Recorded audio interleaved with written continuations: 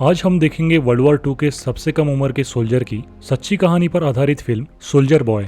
Film शुरू होती है रूस में, जहां 3 लोगों का एक परिवार नदी किनारे अपना फैमिली टाइम बिता रहा होता है। परिवार का सबसे छोटा सदस्य सर्गे अपने बड़े भाई और माँ को पेड़ के इतने ऊपर अपने आप चढ़ने की उपलब्धि बता रहा होता है। तभी अचानक वहां जर्मन सेना का लड़ाकू हवाई जहाज आता है। माँ अपने बच्चों को तुरंत छड़ियों में छुपने को कहती है, लेकिन 6 वर्षीय सर्गे कहता है कि उसे डर नहीं लगता है और वो अपनी गुलेल से एक फाइटर जेट पर निशाना साधता है। ताजुब तो तब होता है जब वाकई में वो उस जर्मन फाइटर जेट को मार गिराता है, लेकिन जब वो इधर उधर देखता है तो पाता है कि उसकी फैमिली वहाँ कहीं नहीं थी। तभी सर्गे नींद से जाग जाता है। दरअसल वो ये सब कुछ सपने में देख रहा था। फिर वो अपनी माँ को पुकारने लगता है। तभी कोई उसके कमरे का दरवाजा खटखटाता है। उसे ऐसा लगता है जैसे उसकी माँ आ गई है और वो दरवाजे की ओर भागता है, लेकिन उसकी माँ नहीं बल्कि एक पड़ोस की औरत घबराते हुए अंदर आती है। वो सर्गे को जिंदा देख भगवान का लाख लाख शुक्रिया अदा करती है। फिर वो सर्गे को बताती है कि उसकी माँ और भाई मर चुके हैं। वो छोटा सा बच्चा उसकी बात नहीं समझ पा रहा था और वो वही घर में रुककर अपनी माँ का इंतजार करना चाहता था।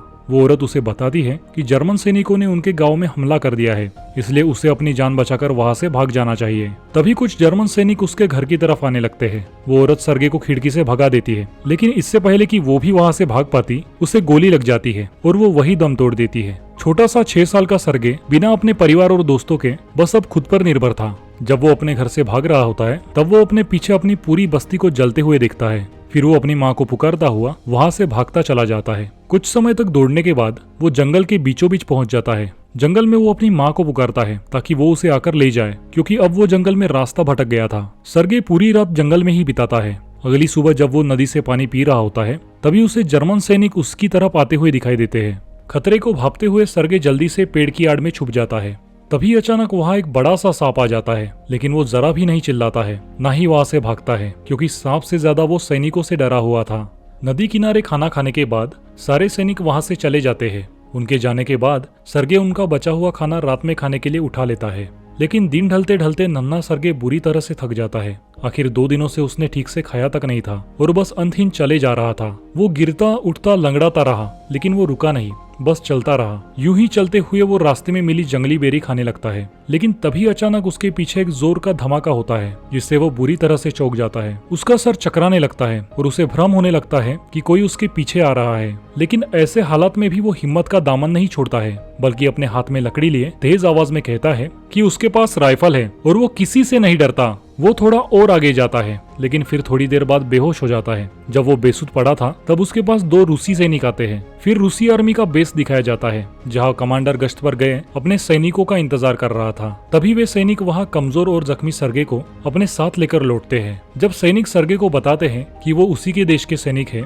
तब सर्गे उनसे खुलने लगता है और अपना परिचय देता है। सैनिक हंसते हैं जब सर्गे अपना परिचय देते वक्त कमांडर की तरफ अपना हाथ बढ़ाता है। एक तरह से ये इशारा था कि अब कमांडर भी अपना परिचय दे। सैनिकों को नन्हे से बच्चे पर बहुत दुलार आता है और वो उसे घेर लेते हैं। वे उसे पानी पिलाते हैं और खाने को देते हैं, यहाँ तक कि अपने आप में संजीदा रहने वाला कमांडर भी बच्चे का ख्याल रखने लगता है। फिर अस्पताल में एक नर्स सर्गे की मलहम पट्टी करती है। वो भी सर्गे की अद्भुत शख्सियत से प्रभावित हुए बिना रह नहीं पाती है। सर्गे उसे अपने पेट पर मलहम से तोप का चित्र बनाने के लिए कहता है, क्योंकि वो भी बड़ा होकर एक सैनिक बनना चाहता था। यहाँ तक कि अस्पताल में दूसरे घायल फौजी भी नन्हे सर्गे से बात करके हल्का महसूस करने लगते हैं। एक दिन जब कमांडर उससे मिलने अस्पताल आता है तब सर्गे कमांडर की पिस्तौल और बैच की तरफ आकर्षित हो जाता है। कमांडर भी नन्हे सर्गे के सभी प्रश्नों के जवाब अच्छे से देता है और उसे गोली निकालकर अपनी पिस्तौल खेलने देता है। सर्गे उसे अपने पेट पर बना तोप का चित्र दिखाता है और खुद भी फौजी होने का दावा करता है। सर्गे बहुत जल्दी ठीक हो रहा था। नर्स कमांडर से कहती है कि वो सर्गे को अपने साथ कैंप में ही रखना चाहती है,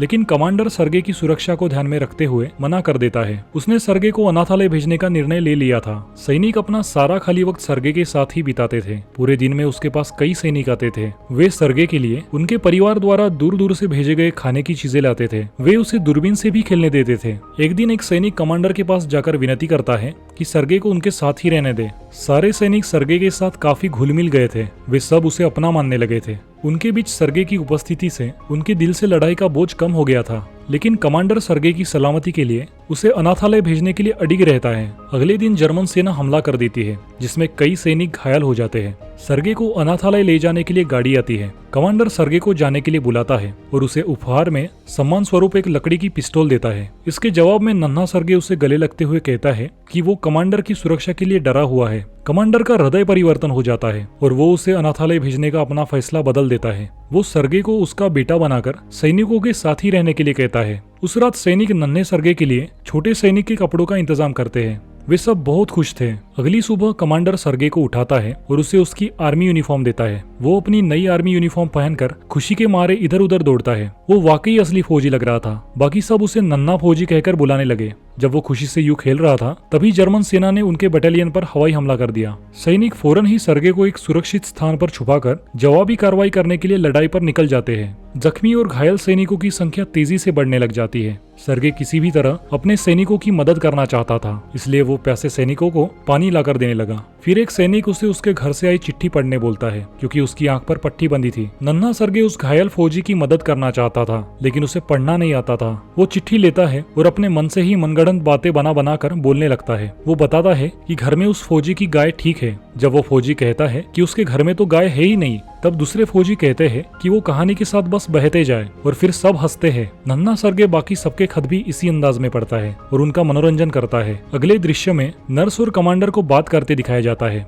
दोनों एक दूसरे की तरफ आकर्षित होते नजर आते हैं, लेकिन कोई भी अपनी भावनाओं का इजहार नहीं करता है। फिर सर्गे हमले में बर्बाद हुआ एक चौकी देखता है। कमांडर उसे अपनी टोपी उतारकर शहीद सैनिकों को सम्मान देना सिखाता है। अगले दिन वो कमांडर से खुद के लिए एक मिशन की जिद करता है। कमांडर उसे सैनिकों को चिट्ठी बांटने का काम सौंपता है। सर्गे अपने खत बांटने के मिशन को बहुत अच्छे से अंजाम देता है, और तो और वो सैनिकों को खुशी से झूमने नाचने पर भी मजबूर कर देता है। अगले दिन सर्गे दूरबीन से खेलता खेलता अपने बेस से थोड़ा दूर निकल आता है। उसे वहां घास के ढेर के अंदर किसी का पैर हिलता हुआ दिखता है। वो दौड़कर वापस अपने ठिकाने पर लौटता है और वहां सैनिकों को अपनी खोज के बारे में बताता है। सैनिकों को उसकी बात पर यकीन तो नहीं होता है, लेकिन फिर भी वे उसके साथ वहां जाते हैं। जब वे वहां पहुंचते हैं, तब वे 2 जर्मन जासूसों को घास के ढेर में छुपा देखकर चौंक जाते हैं। वे उन जासूसों को धर दबोचते हैं और सभी सर्गे की सूझबूझ की तारीफ करते हैं। उसी रात कमांडर सर्गे को उसके कानूनी रूप से गोद लेने के कागजात दिखाता है। अब वो कानूनी रूप से उसका पिता था। कमांडर के स्नेह भरे कदम से खुश होकर सर्गे कमांडर के लिए कुछ करना चाहता था। वो कमांडर के मन में नर्स के प्रति प्रेम से वाकिफ था, इसलिए वो उसे नर्स से उसके प्रेम का इजहार करने के लिए लेकर जाता है। लेकिन वहां पहुंचने पर नर्स को किसी और आदमी संग बात करते देख उन्हें ये गलतफहमी हो जाती है कि वो उस दूसरे आदमी से प्यार करती है। जर्मन सेना फिर से बेस पर हमला कर देती है। इस बार सर्गे अपनी पूरी ताकत से फ्रंट पर गोला बारूद की आपूर्ति कर अपने सैनिकों की मदद करता है, लेकिन खतरे को देखते हुए सैनिक उसे वहां से लौट जाने को बोलते हैं। सर्गे जब चौकी पर लौटकर आता है तो देखता है कि वहां कमांडर और बाकी सैनिक बहुत घबराए हुए हैं, क्योंकि कर्नल से उनके फोन का संपर्क टूट चुका था। एक सैनिक को टूटा तार जोड़ने भेजा गया था। सर्गे उस सैनिक के पास जाता है और पाता है कि वो सैनिक तो बुरी तरह से जख्मी है। वो मरते हुए सैनिक से पूछता है कि टूटे तार को कैसे जोड़ते हैं, और फिर खुद ही तार जोड़कर संपर्क कायम कर देता है। संपर्क कायम होते ही और सैनिकों की जरूरत का संदेश पहुंच जाता है, और इस तरह से एक 6 साल का बच्चा सबकी जान बचा लेता है। आगे दिखाया जाता है कि कमांडर और नर्स नदी किनारे बात कर रहे हैं। कमांडर आखिरकार अपने दिल की बात नर्स से कहता है और उसे सर्गे की मां बनने को कहता है। नर्स खुशी से फूली नहीं समा रही थी कि तभी एक सैनिक एक खत लाकर कमांडर को देता है। वो दरअसल उनकी बटालियन के ट्रांसफर ऑर्डर थे। अगले दिन सभी सैनिक सर्गे को लेकर एक नए बेस की ओर कूच कर जाते हैं, लेकिन रास्ते में उन्हें लैंडमाइंस मिलते हैं जो उनकी कई गाड़ियों को धमाके में उड़ा देते हैं। कमांडर को चोट लगती है, जबकि उनकी टुकड़ी का अधिकारी सर्गे जिसके बहुत करीब था वो धमाके में मारा जाता है। सर्गे कमांडर के गले लग खूब रोता है। वो लोग घायल सैनिकों को लेकर नए बेस की अपनी यात्रा जारी रखते हैं। आखिर में जब वे नए बेस पहुंचते हैं तब वो कमांडर के अधिकारी यानी कि जनरल से मिलते हैं। वो भी नन्हे सर्गे की महत्वाकांक्षा से प्रभावित होता है और कमांडर को इतने स्मार्ट बच्चे को अपनी टीम में रखने के लिए बधाई देता है। अगले दिन उनकी टुकड़ी को गार्ड बैनर से सम्मानित किया जाता है। सर्गे को भी गार्ड बैनर से सम्मानित किया जाता है। जनरल से अपना तमगा लेते वक्त वो सदैव अपने देश की रक्षा करने का वादा करता है। फिर एक रात उनके बेस पर बहुत बुरा हमला होता है और कमांडर पत्थरों के नीचे दब जाता है। सर्गे अपने कमांडर पिता की हालत देखकर रोने लगता है और उसे बचाने की कोशिश करता है। वो दूसरे सैनिकों से मदद की गुहार करता है जो आखिरकार कमांडर को बाहर निकालते हैं। अगले दिन सर्गे घायल कमांडर से मिलने जाता है। वहाँ कमांडर देखता है कि उसे बचाने के प्रयास में नन्हे सर्गे के हाथ में काफी चोटें आई है। अब सर्गे टीम का एक अभिन्न अंग बन चुका था। उसकी कोई और फैमिली नहीं थी और वो उन्हीं के साथ जाया करता था जहाँ भी वे लोग लड़ाई में जाते थे। फिर रेजिमेंट किसी और नए बेस की तरफ जाने लगती है और ये फिल्म यही खत्म हो जाती है। मूवी के अंत में यह बताया जाता है कि सर्गे ने स्टालिनग्राड की लड़ाई में भी हिस्सा लिया था और वो सैनिकों के साथ पोलैंड भी गया था। वो दुनिया के सबसे छोटे सैनिक के रूप में प्रसिद्ध हुआ और उसकी शौर्य गाथा पूरी दुनिया में मशहूर हुई।